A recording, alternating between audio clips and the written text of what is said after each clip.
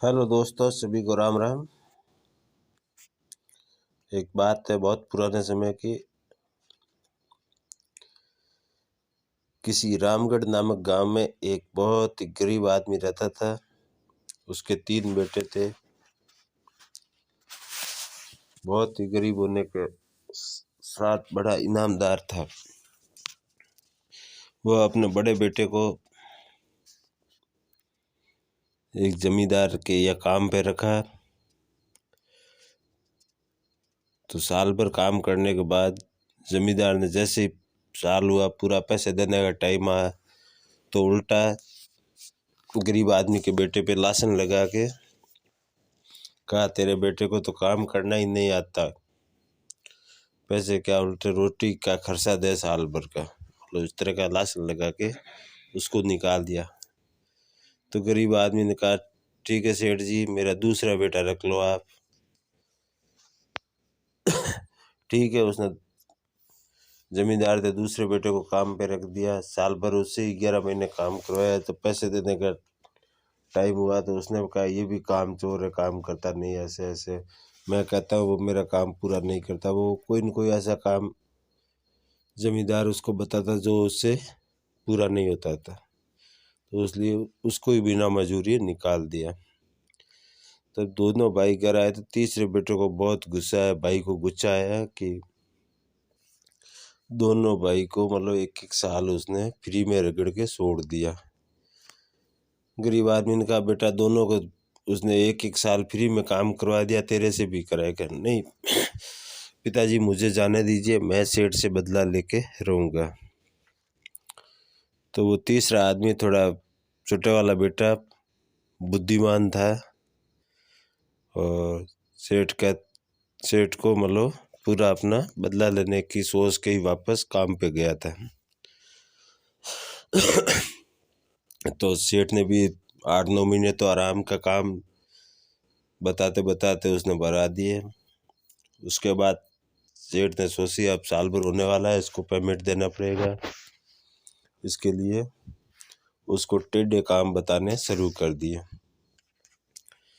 एक दिन वो बोलता है कि जा बैल को खेजड़ी से लूं खिला के ला, और तू खेजड़ी पे नहीं सड़ेगा, बैल खेजड़ी पे सड़ेगा। सेठ ने सोचा है, बैल तो खेजड़ी पे सड़ेगा नहीं, नहीं लूंग खिलाएगा तो इसको भी काम से निकाल देंगे। वो लड़का बड़ा बुद्धिमान था। बैल को खेजड़ी के बांध कर बैल को पीछे से पीटना शुरू कर दिया, सड़ खेजड़ी पे, सड़ खेजड़ी पे।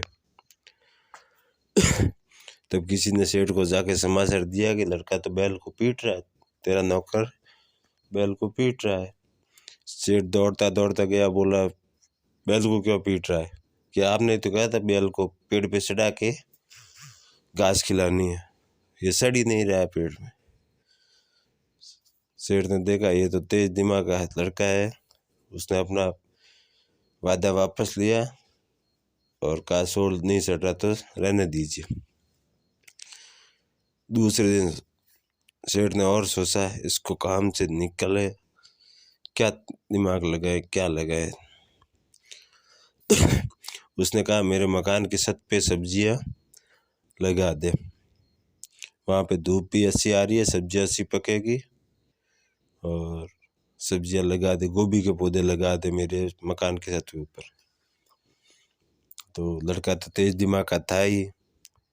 उसने सुबह से ही मतलब सियानी हथौड़ी लेके छत को तोड़ना शुरू कर दिया।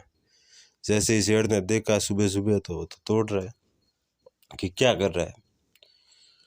मैंने तोड़ने को थोड़ा बोला, मैंने तो पौधे लगाने को बोला। कि सेठ, गोभी के पौधे लगाने से पहले जमीन को खोदना पड़ता है, मैं जमीन को खोद ही रहा हूँ। सब सेठ ने देखा, ये तो बहुत बुद्धिमान है, इसको कैसे निकाले काम से, अपने काम में कहीं मतलब अटक ही नहीं रहा है ये तो। सेठ ने वो भी मतलब अपना वादा वापस लिया। फिर सेठ सोचने लगा, इसको कहाँ पे मतलब ऐसा काम बताए जो इससे नहीं हो। सोचते सोचते सेठ ने एक दिन सोच लिया कि अब गर्मी बहुत हो रही है और अपने खेत सूख रहे हैं। ऐसा कर, मेरा खेत अपने घर के अंदर ही रखते, तो साया में होगा तो सूखेगा नहीं। लड़के ने कहा ठीक है, जैसी आपकी इच्छा सेठ। तो दूसरे दिन लड़का सुबह जल्दी उठा। उठते ही उसने घर के दरवाजे तोड़ने शुरू किए। जट दरवाजा तोड़ा। दरवाजा तोड़ के दरवाजा तोड़ा और दीवार को भी तोड़ना शुरू किया। सेठ ने देखा तो सेठ का पारा 7वें आसमान पे हो। सेठ ने कहा पागल क्या कर रहा है तुम? क्या सेठ जी, आपने तो कहा था कि खेत घर के अंदर रखना है, तो मैं तो खेत को घर के अंदर रखने के लिए दरवाजा बड़ा कर रहा हूँ। फिर सेठ ने देखा ये तो हारेगा नहीं किसी भी शर्त पे। तो सेठ ने कहा तू रहने दे खेत को, ले तेरा मतलब परमिट। क्या नहीं सेठ, मेरा परमिट नहीं, मेरे दोनों भाइयों का भी परमिट। ऐसे मतलब लड़के की बुद्धिमानी से तीनों भाइयों का परमिट लिया। तीनों भाइयों की मजदूरी लेके छोटे भाई की अक्ल से काम किया और सेठ का अपना घमंड तोड़ दिया।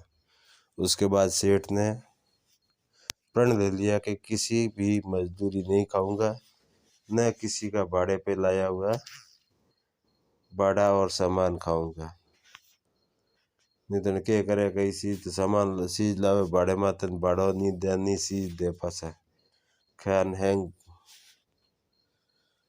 दबावनी कोशिश करे, पर मालिक देख के ऊपर सेठ रो घमंड टूट गयो। तो सेठ ने भी मतलब उन्होंने आगे होश न समझ ना आप निर्णय किया कि इन्हों तक कि नहीं खोटो रुपयो नहीं खाओ न राखो।